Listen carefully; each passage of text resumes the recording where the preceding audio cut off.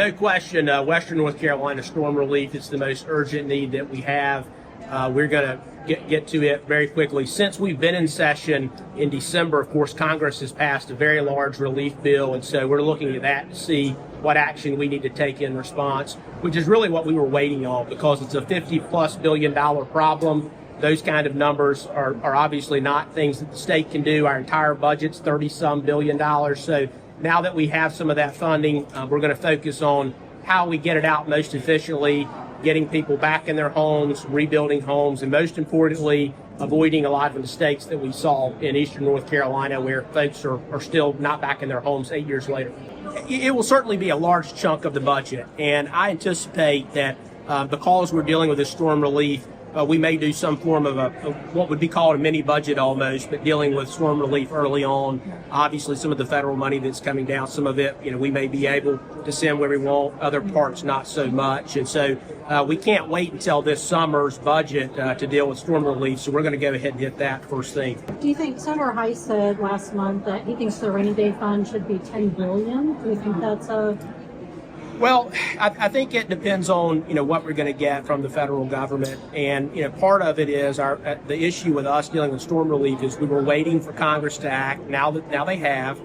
We believe they're going to act again, probably pretty early on in this session. And so we're going to be watching that. Of course, if Congress gives enough money to North Carolina for storm relief, it may make sense to have that kind of rainy day fund.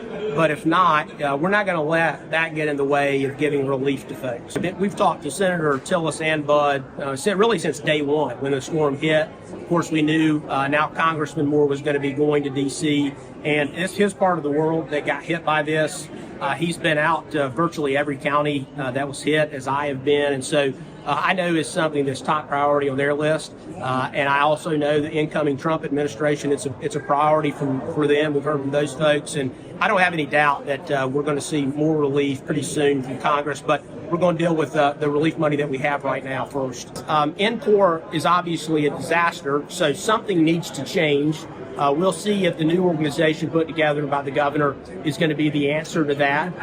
But I am glad that he took a different approach because, again, NCORP has been a disaster. And as I've said, I think it's a disgrace that people in this state 8 years later are still living in motels and not back in their homes. And NCORP seems to have basically lost hundreds of millions of dollars.